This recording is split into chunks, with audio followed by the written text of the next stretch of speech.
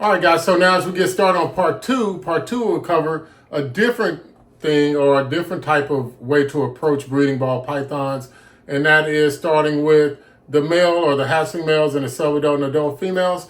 Hey, guys, take a look at this video. Let me know what you think, and, we'll see how it works. My mode of thinking now, and I had to redo our business plan, is to buy powerhouse male hatchlings. Yeah, I mean, we're in a recession time. So I recently saw a tri-stripe sold for $570 online. Now, it didn't last long. I think it went within, as soon as I saw it, I posted. And then by the time the morning got there, then the snake was already marked sold. So, I had to have been number 5 to 20 in line or something like that. Luckily, the seller did get back to me and let me know that it was, his apologies, but he should have got back to me sooner. Hey, whatever, man. You put a snake up and you sold it. That's the name of the game. But so I say, start off just trying to breed. Start off with your hatchling males first and buy only sub-adult or adult females. Let me tell you why. Because for one, that eliminates different sizes of rodents to feed. You can buy weaned rats and small rats and just be done, right? For your females, for your hatchling males, which you're going to have fewer of, then you can buy the rat pups and then eventually get them to the frozen thaw weaned rats and the small rats. But they might just go from rat pups to weaned rats and that's it. I mean, because males typically shouldn't be too big, even though we have one that's a pig. And, no bad feelings about pigs. They taste delicious. But, I'm not going to say that snakes and pigs are the same, but one snake can eat like a pig, right? But anyway, so the reason I say get your females like that is because you can start out with stacked incomplete dominance right now. I know you can probably get 3 to 4 to 5 incomplete dominance stacked in one snake from anywhere from $500 to $1,000. Now, that snake will probably give you every incomplete dominant that you need. So if you only got 4 of those and they all have different traits, now you see what I'm talking about. You got multiple ways to produce different snakes and some really high-end snakes from, without spending a lot of money. Or you can get those het recessives. And in this case, right now, you can probably get, this is, let me see, what did I see? For $2,000, which is on the higher end. I saw a het monsoon hypo on sale on Morph Market. Or you can get a het desert ghost hypo for about $500. Or you can get a het lavender albino het piebald for about anywhere from $250. You could probably get it for $75. I saw it this morning on November the 26th or 7th. Is it? Yeah, November the 26th for $72. And there was 3 of them on there. Or you can go, you can get the visual of the half or whatever. But you try to get the sub-adult or the adult, which you're going to end up spending more. But let me tell you, you're going to save yourself time. And from where I'm from, time is money. So you don't want to waste time. You don't want to waste money. But it costs the same to raise up a hatchling female for everybody. So what I'm saying is just cut out half of that time and get to the products that you want a lot sooner, because that rodent cost is not going to stop. If you're breeding them, that's one thing, but you still have to buy the rat supplies. And then if you're buying them, that's another thing. You're shelling that money out all the time, either frozen or live. And so that's my take. But before I go any further, hey, just take a look at these snakes and let me know what you think. All right, now, so in the second scenario where I was already talking about some of the financial reasons and the growth reasons, and I showed some females before, but now I'm going to get into my plan. So now if I could start over, or the way that we are going to do moving forward is we'll buy our males and then they'll be hatchlings, and then we'll purchase sub-adult or adult females at the same time so that we can get powerhouse males and pair them with our females, which will be, again, you remember from when I was talking about it, they'll either be het for something, a het for a recessive, or they'll have stacked incomplete dominant traits. That's the way we're doing moving forward, or they'll have traits that we're looking for that aren't just as prevalent. So this is Jax, the red stripe clown, and he was born October of 2022. We purchased him in December of that year, and he was 72 grams. So from 72 grams from last December, in 1 year, we got him up to 600 274 grams. So he's already at the adult size. Now, he's a young adult, so he wouldn't be able to be paired with a lot of females, maybe two. This year we're not pairing him up, but it's a great plan to have, because just think about it. If you were to grow up your females and then you only had one or two males, and your females didn't get a lock with either of those males, then what do? Then you're having to wait 2 or 3 months before you repair them up again. So, hey guys, that's the example right here. I'm going to show you one more male and two females. All right, guys, so this is our Batman clown, which is a spot-nosed leopard clown. We've only had him for 1 year, and he's huge. He's already at 1,600 grams, but I'm going to tell you a little bit about him. So our plan with this guy is actually, around October of last year and earlier part of this year. This is when we restructured our plan to be able to increase our efforts without just raising up animals all the time, which is what you're going to do anyway. But with this guy, he was born in March of 2022. We purchased him January 2023, and he was 260 grams. I know that's not a lot, right? But, that's what the previous owner, the breeder, said that, so I guess he wasn't eating a lot then. But now November 2023, Bruce Wayne is up to 1,600 grams. So, and lucky for us, he loves the ladies, so he was more than mature. So he's going to 3 females this year, and I'll show you one of those. But yeah, he's still on food, a great breeder. Of course, we got him on a coconut husk. A lot of people would say put him on paper, but as long as he's eating, I don't see a problem with him having this setup. And let me get on to the female that he's breeding to, and then I'll go to another female as well to show you guys just how quickly this can happen for you.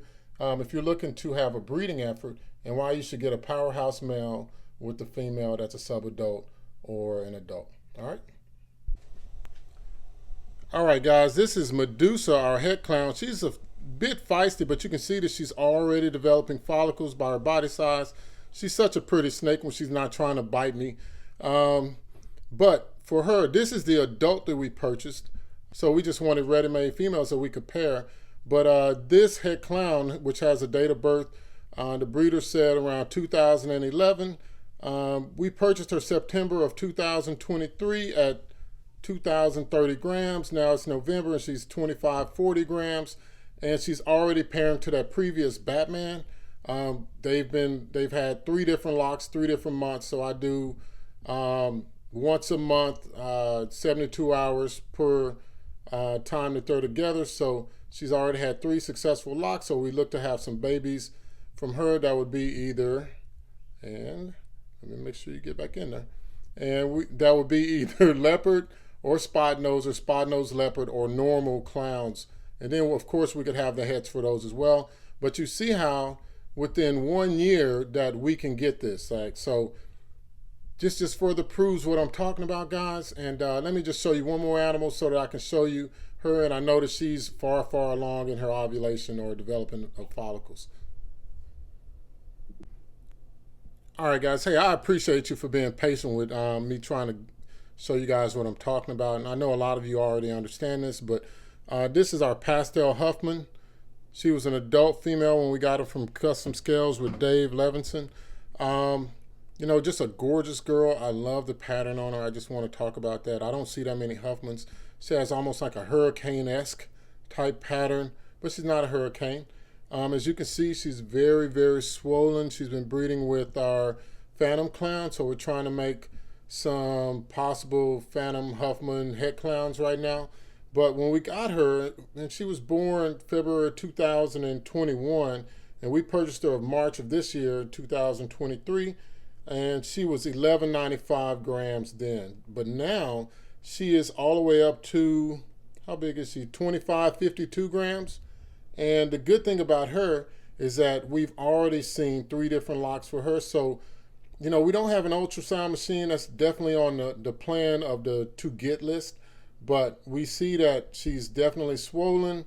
So we know that her follicle size must be around 45 millimeters. So we're hoping to get a good viable clutch from her, and we can put those in an incubator and get right along. But hey guys, this is what you can do within 1 year. So the males you can raise up relatively fast, and then the females, The females, that's why I say buy them as subadults, or you can buy adult females and go ahead and pair them up. So, hey guys, let me go ahead and discuss a little bit more, but I thank you for just looking at these snakes, and I hope that I'm making sense. If I'm not, please comment and let me know that, hey, you're not making any fucking sense, okay? All right, guys. All right, guys, so now that you've seen those examples, those 4 snakes, those 2 males and those 2 females, and I even showed you some of the pairings and how they're gravid and all that stuff, that's freaking great, man. I mean, I'm so ecstatic for that, but that wouldn't be happening for us if I wouldn't have bought adult female snakes, right? I mean, because in the previous example, they're still not up to weight, and we've already been feeding them for a year, and some of them we bought at one of them we bought at 500 grams, and she's only at 922-ish or something like that. So, you know, you just never know what's going to happen with these ball pythons. But the number one reason why people say, you know, I'm just saying people because I don't know who the hell they are, so I'm just going to say people, because at least we know people are persons, right? So the number one thing that people say is that if you buy that powerhouse male, all right, so let me show you something. So this is our pastel yellow belly desert ghost. All right, so here he is right here. And I would say that he's a powerhouse male. I know that there's a lot of controversy about desert ghosts. Is he DGC, B, or A? Is he heterozygous for all of them? Is he homozygous for a couple and not of the other? I don't know, but I know that I got this snake for about $400. So for $400, this snake was actually a good deal. Actually, I got him for less than that. I got him for $300. So let me put him back. And the number one thing I want you guys to remember is remember the Batman that we got? So he's huge. He's at 1,600 grams. This little guy is only like 100 grams. Now, let me show you another one that we just got. And we got him from Kittinger Reptiles, Jason Kittinger. And this is a clown pied male. So right now he's sitting at about 170 grams. And we know that we're going to get him up to size before the next breeding season. So in 1 year, I know that I can put at least 700 grams on him. So he'll be breeder ready. So for those subadult females that I showed you in the 2-year plan, just next year will something be able to happen with him. So will your powerhouse male change? Like, will he not be a powerhouse in 1 year? Heck no, man. I mean, for real. I mean, people aren't just making that many more. So, I mean, what Justin is and a couple of other guys like Mutation Creation, I think what DPR has that Gorilla.